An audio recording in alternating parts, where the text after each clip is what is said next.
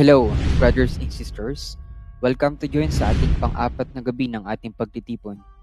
Tayo'y nabubuhay sa hindi inaasang pangyaring ito, mula sa mga labanan ng mga bansa hanggang sa mga lindol na yumanig sa iba't ibang bansa, mula sa mga salot na pumatay ng hindi mabilang na buhay, hanggang sa mga hindi pang karaniwang pangyaring ito.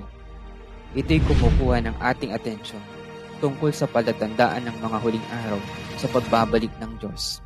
Hindi natin maikakaila na ito'y natupad na. Nais mo bang salubungin ang pagpapakita ng Diyos sa mga huling araw? Taimtim ka bang naghahanap ng pagbabalik ng Panginoon? Ngayong gabi, meron kaming good news para sa iyo. Ito'y isang mensahe na matagal naming narinig na sa loob ng ilang mga taon.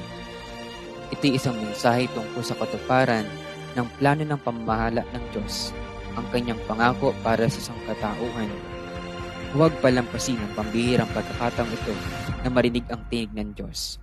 Magkasama tayong maglalakbay tungo sa bagong kapanahunan ng gawain ng Diyos sa mga huling araw. Magkita-kita tayo ngayong gabi.